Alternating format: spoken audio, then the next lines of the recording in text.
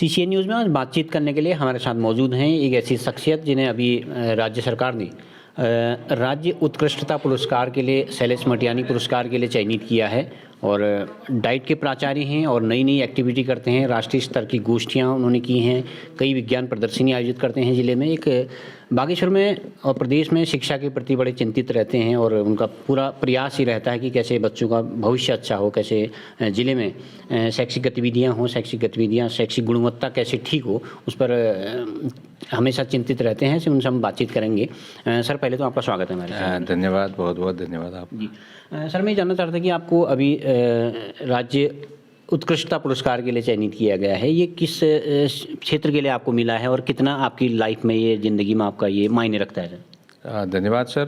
पहले तो मैं सरकार का धन्यवाद अदा करना चाहूँगा कि राज्य उत्कृष्टता पुरस्कार के लिए चयन किया गया है। मैं सर्वप्रथम ये बताना चाहता हूँ कि ये पुरस्कार मेरा व्यक्तिगत न होकर पूरी डाइट टीम का है और उन सभी लोगों का है जो इस हमारे विभिन्न गतिविधियों से जुड़े हुए हैं।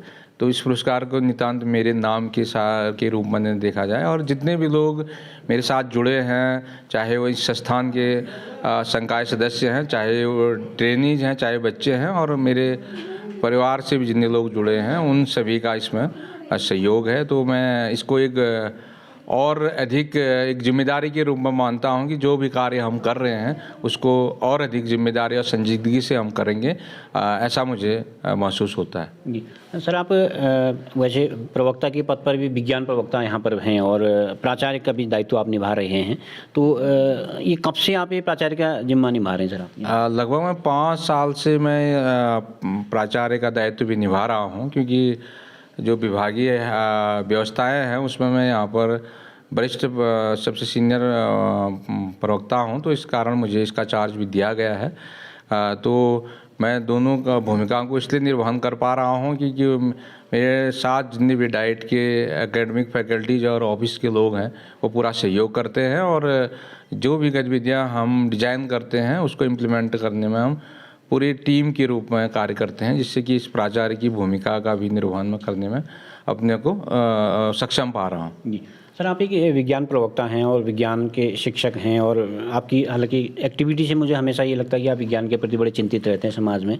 तो आपको क्या लगता है कि समाज में एक वैज्ञानिक दृष्टिकोण कैसे पैदा किया जाए और बच्चों में कैसे वैज्ञानिक दृष्टिकोण पैदा किया जाए? क्या आप कर रहे हैं और क्या आपको भविष्य में करना चाहिए ताकि एक वैज्ञानिक दृष्टिकोण पैदा हो सके? जब हम एक वैज्ञानिक दृष्टिकोण वाले शब्द की हम बातचीत करते हैं तो बड़ा सा शब्द लगता है और हमें ये लगता है कि कोई विज्ञान पढ़ने वाला ही वैज्ञानिक दृष्टिकोण वाला होता होगा। इसका कतई अर्थ नहीं है कि जो विज्ञान बैकग्राउंड होना बहुत ज़रूरी नहीं है। जो भी सवाल करता है अपने समाज में, अपनी बातों के प्रति संजीदगी से लेता है, अपने पर्यावरण को अच्छे ढंग से संवारने सजाने की बात करता है और हमेशा कोशिश नए तरीके से बातचीत को सोचने की कोशिश करता है और जो हमारे लंबे समय से चली आ रही परंपराएं हैं क्या वो सही हैं या नहीं हैं, उन पर भी प्रश्न करता है। तो वो वैज्ञानिक दृष्टिकोण है। और दूसरा सवाल इस बात का है कि विज्ञान को हम वैज्ञानिक दृष्टिकोण से कैसे जोड़ें। तो जो चाहे हमारा संविधान है उसमें भी कहा गया है कि प्रत्येक व्यक्ति का कर्तव्य है कि वह वैज्ञानिक दृष्टिकोण का निर्माण करे समाज में। और इसका मूल में मैं देखता हूँ कि जो विज्ञान की हमारी पढ़ाई है, वो पढ़ाई का जब मैं संदर्भ में बात करता हूँ तो वो पढ़ाई केवल सरकारी सिस्टम में नहीं कर रहा हूँ। वो पढ़ाई उन तमाम महंगे और निजी स्कूल्स की मैं बात कर रहा हूँ। वहाँ विज्ञान की पढ़ाई बहुत हद तक किताबों तक सीमित रह गई है, क्योंकि हमने विज्ञान को केवल कैरियर से जोड़ दिया है, जिसमें हम बड़े कॉम्पिटिशन्स की तैयारी करते हैं, बच्चे कोचिंग करते हैं और कोई एग्ज़ाम्स निकालते हैं। इस पूरी प्रक्रिया में जो विज्ञान की मूल धारणा है वो कहीं पीछे छूट जाती है। और विज्ञान जो हम करके सीखना होता है, जो विज्ञान जो हम ऐसा होता है कि जो विज्ञान ऐसी चीज़ है जिसको हम सीधे जिसको हम देख सकते हैं, तो हम कक्ष में विज्ञान को दिखा सकते हैं, विज्ञान की एक खूबी है, लेकिन हम उसको दिखाते नहीं हैं। और दूसरा, विज्ञान के साथ जो वर्तमान में हम देख रहे हैं, विज्ञान कहीं कक्ष में केवल भाषा में अटक गई है। हम अगर विज्ञान की कक्षा आपको भाषा की कक्षा सी लगती है, अब केवल किताब पढ़ना ही आपको विज्ञान होता है, लेकिन जो कई दस्तावेज हैं, राष्ट्रीय शिक्षा नीति है, राष्ट्रीय पाठ्यचर्या, सब में कहा गया है कि जब बच्चे उस चीज़ को करते हैं तो तब ज़्यादा सीखते हैं। और हमें तो इस बात का अच्छा भी लगता है कि जो हमारे दूर दराज के स्कूल हैं वो अपने आप वो बच्चे उस प्रकृति की प्रयोगशाला में हैं, और जो शहरों के बच्चे हैं उस चीज़ से यद्यपि वह किसी चीज़ में से सुविधाओं से वंचित नहीं है, लेकिन उस प्रकृति की नैसर्गिक प्रयोगशाला से वो निश्चित रूप से वंचित है। और गांव के बच्चे हमारे प्रकृति की प्रयोगशाला की गोद में पढ़ते हैं। थोड़ा सा कोशिश हमें पढ़ाने में ये करनी चाहिए कि हम विज्ञान विषय को उस प्रकृति के साथ जोड़ सकें। और मैं आपके इस चैनल के माध्यम से एक अपील भी करना चाहता हूँ लोगों से कि विज्ञान को अंकों के साथ न जोड़ा जाए, नंबरों के साथ न जोड़ा जाए। और जो राष्ट्रीय शिक्षा नीति में 360 डिग्री होलिस्टिक रिपोर्ट कार्ड की बात भी कही गई है, तो उसमें हम निसंदेह रूप से हमको लगता है कि जो नंबर लाने की बात है, नंबरों के पीछे भागम भागी के कारण जो नंबरों की होड़ में रटने की प्रवृत्ति बढ़ी है कि बच्चे रटते हैं और परीक्षा में उसको लिख देते हैं, और जो नंबर आते हैं हम कहते हैं कि अच्छा बच्चा हो गया, जबकि वो संवेदनशील उतना हो या न हो, उस पर हमें पुनः सोचने की ज़रूरत है। मुझे लगता है कि जो नंबरों की, अंकों की दौड़ है, जो अंक लाने की जो प्रक्रिया है, या अंकों लाने वाले व्यक्ति को या बच्चे को सर्वश्रेष्ठ मानने की जो बात है, उसको थोड़ा हमको डिमोरलाइज करने की आवश्यकता है, जिससे कि वास्तविक शिक्षण आगे को बढ़ सके। जी सर, आप एक समर्पित शिक्षक रहे हैं, शिक्षा के प्रति आप चिंतित रहते हैं, चिंता करते हैं, तो मैं थोड़ा सा ये जानना चाहता कि आप मूल रूप से कहाँ के हैं, आपकी शिक्षा दीक्षा कहाँ हुई, किन परिस्थिति में हुई, और आपके आइडियल शिक्षक आप किन को अपना एक आदर्श मानते हैं? मैं वैसे तो मूल रूप से मैं भदौरा ग्राम धपुला सेरा भदौरा काटा का निवासी हूँ, लेकिन पिताजी जो है हम चौकोड़ी के नज़दीक एक जगह है कोटविन्या, वहाँ पर बस गए थे। तो मूलतः मेरी जो शिक्षा है, मेरी पैदाइश वहीं की है, और मैं वर्तमान में जो राजकीय इंटर कॉलेज कारकीनगर है वहाँ से पढ़ा हुआ हूँ। और वहाँ क्योंकि हम वहाँ से पैदल हम वहाँ जाते थे, 3 किलोमीटर आना और 3 किलोमीटर जाना पैदल होता था, तो मैं एक प्रकृति की गोद में पला और बड़ा और सीखा हुआ व्यक्ति जैसा समझता हूँ अपने को। तो वहाँ के जो शिक्षक थे, और बेसिकली उनको मैं वहाँ के प्रधानाचार्य श्री हीरा सिंह धर्मसत्तो को याद करना चाहूँगा, जो बहुत ही मेहनती, डेडिकेटेड और परिश्रमी व्यक्ति थे, और लगातार हमको प्रकृति के नज़दीक करने का मौका देते थे। और मुझे अभी भी याद है कि जब मैं लगभग 86 की बात, 87-88 की बात होती होगी, उस ज़माने में जब वो हमको अंग्रेजी पढ़ाते थे, तो उस समय वर्कबुक चलती थी इंग्लिश की। वर्कबुक उस ज़माने में वो लखनऊ से मंगा के हमको करवाते थे, तो उनको मैं बहुत याद करता हूँ। उसके बाद की मेरी शिक्षा जो इंटरमीडिएट की हुई है राजकीय इंटर कॉलेज वेरीनाग से हुई है, जो जनपद पिथौरागढ़ में है। वहाँ के भौतिक विज्ञान के शिक्षक थे, अभी पता नहीं कहाँ पर हैं, मोहम्मद साहिब सर।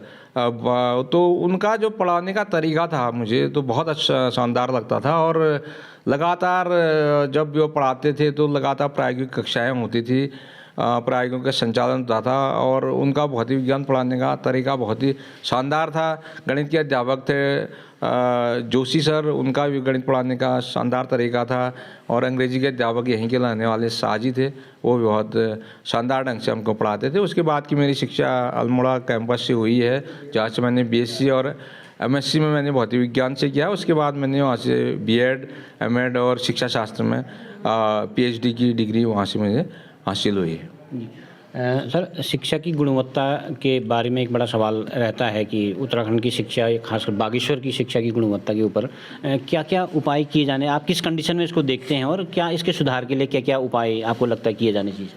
जहाँ तक शिक्षा की गुणवत्ता का सवाल है, तो एक बड़ा प्रश्न है। जब हम गुणवत्ता पर बात करते हैं तो कहीं ना कहीं हमारी बात प्राइवेट और सरकारी स्कूल के ऊपर अटक सी जाती है, लेकिन जो गुणवत्ता वाला संदर्भ है हम गुणवत्ता किसके संदर्भ में कहें कि बच्चे को कक्ष में अच्छा लगना चाहिए, उस संदर्भ में गुणवत्ता कहें, या जो चीज़ें हम विषय उनको पढ़ा रहे हैं उसके लिए जो उद्देश्य रखे गए हैं, जैसे विज्ञान पढ़ाने के उद्देश्य हैं, गणित पढ़ाने के उद्देश्य हैं, उसको गुणवत्ता का मापन माने, या अधिक अंक लाना गुणवत्ता माने, तो वो अलग अलग पैरामीटर्स हैं। अब जहाँ तक बागेश्वर का संदर्भ है, बोर्ड परीक्षाफल में हम पूरे स्टेट में प्रथम स्थान पर आते हैं।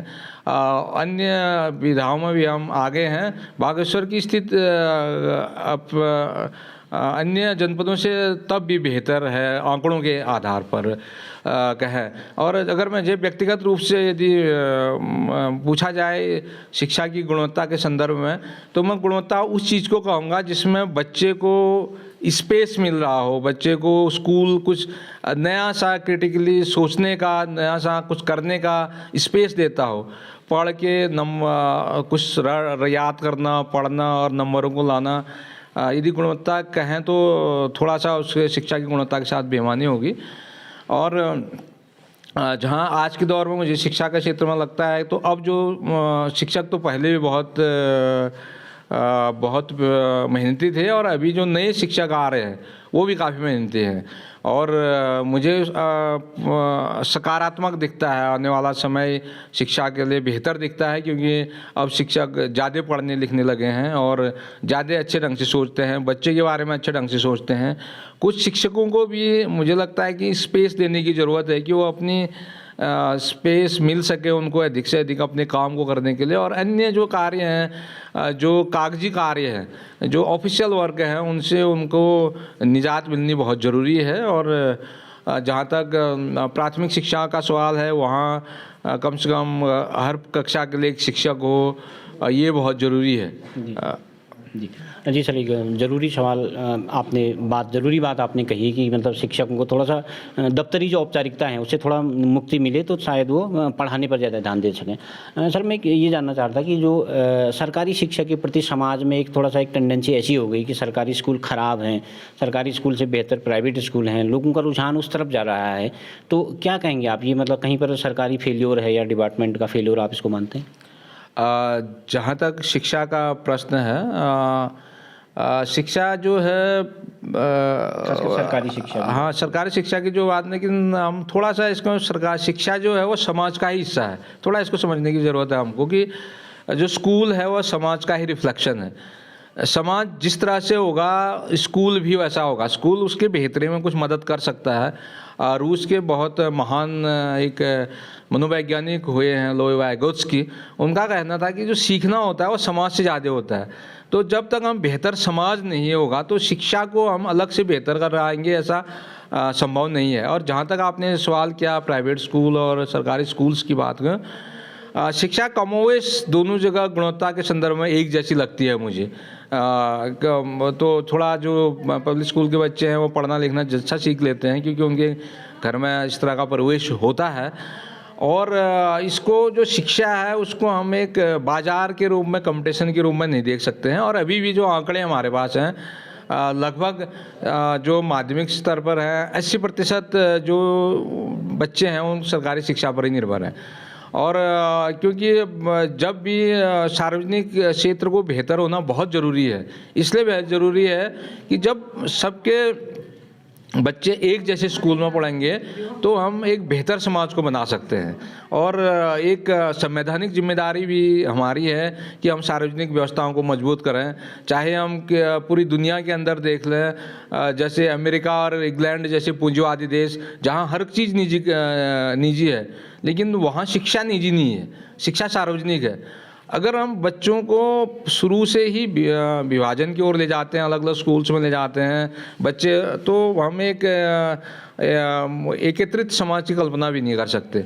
तो मुझे तो सकारात्मक रूप में ही लगता है, अगर सभी लोग जो इससे जुड़े हैं, शिक्षा से जुड़े हैं, वो आगे आएँ तो वो सार्वजनिक शिक्षा का भविष्य बेहतर हो सकता है, ऐसे हमको लगता है। और थोड़ा सा इस जो शिक्षा का जो व्यावसायीकरण है उसको तो हमको रोकना ही पड़ेगा, क्योंकि अगर सामान्य आदमी की जेब से शिक्षा, बेहतर शिक्षा दूर होती जाएगी तो हम एक जो हमारा समाजवादी कल्याणकारी राज्य की जो कल्पना है, संवैधानिक कल्पना, उससे भी हम शायद दूर हो जाएंगे। जी, यही एक टेंडेंसी समाज की सरकारी शिक्षकों के प्रति भी रहती है। थोड़ा सा इस बारे में आप क्या सोचते हैं सर? सर, ये जो स्टेटमेंट है जो आप कह रहे हैं, थोड़ा सा ये स्टेटमेंट एकदम जनरलाइज टाइप का स्टेटमेंट है। कई बार आंकड़े हैं कि सरकारी शिक्षक बहुत अच्छा भी काम कर रहे हैं, ऐसा भी नहीं है, लेकिन कुछ टेंडेंसी ऐसी बन गई थी।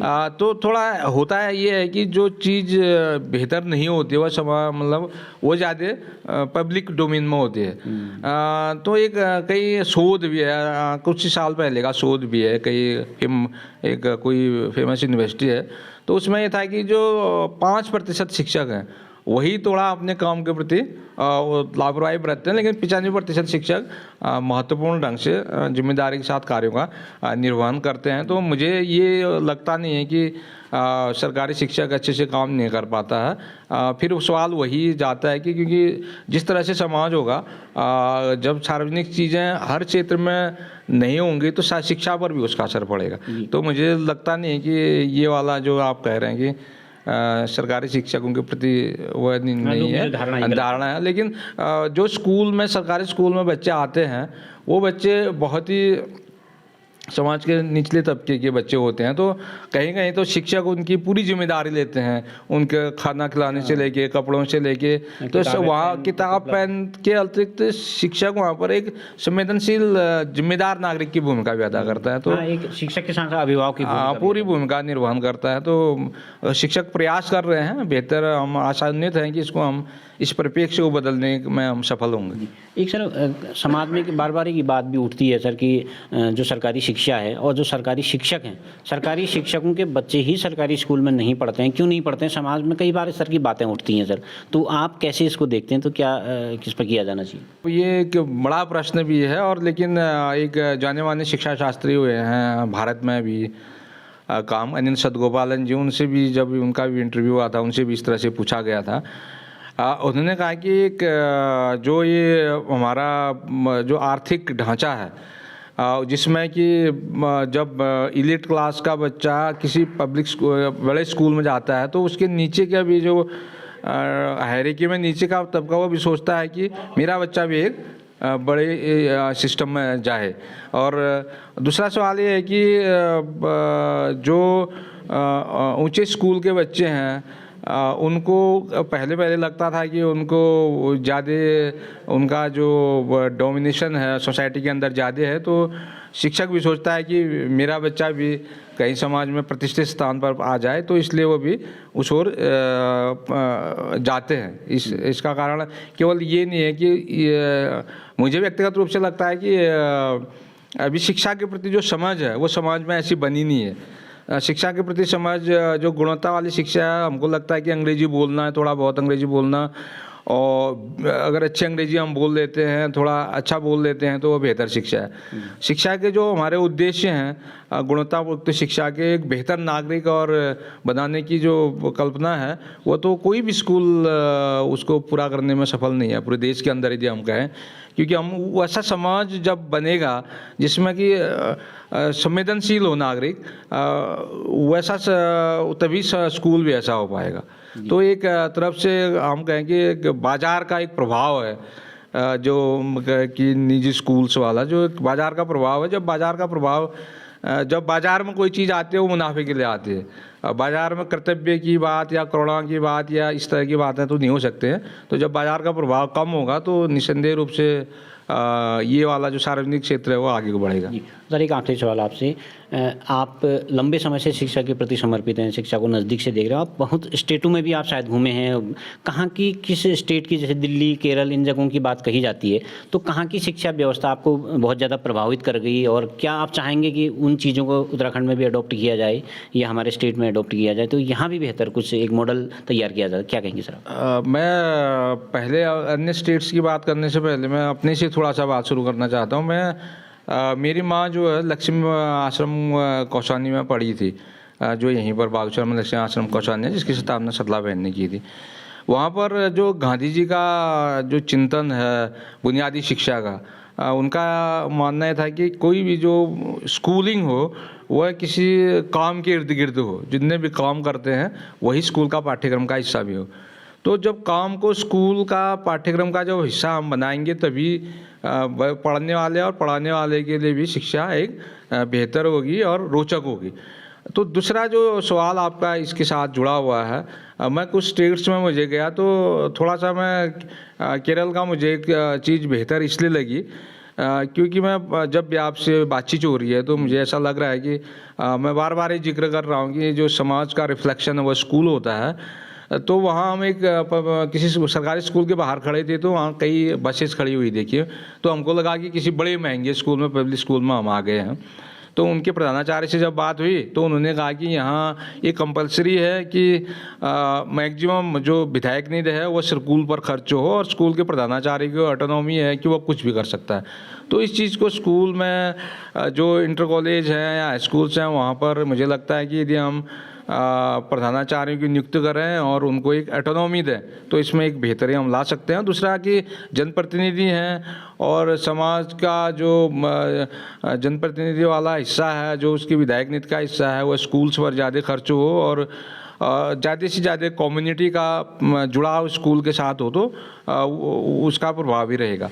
इवन मैं वहाँ की डाइट्स में भी ये तो है कि जिला पंचायतों से ही बजट आने तक, सरकार से बजट आने तक वहीं से मिलता है। तो जितना ज़्यादा इन्वॉल्वमेंट समाज का शिक्षा के लिए होगा उतनी बेहतर शिक्षा होगी और शिक्षा अच्छी भी होगी, किफ़ायती भी होगी और सबकी पहुंच में भी होगी। जी, थैंक यू सर, आपने बातचीत के लिए वक्त निकाला, इसके बहुत बहुत धन्यवाद। बहुत बहुत धन्यवाद और आपको भी, आपके न्यूज़ चैनल को इसलिए बहुत बहुत धन्यवाद कि आप लगातार समसामयिक मुद्दों पर और शिक्षा जैसे मुद्दों पर जिसमें कम लोग चर्चा करते हैं उसको आप उठाते रहते हैं और उसके लिए मैं बहुत आभार व्यक्त करता हूँ।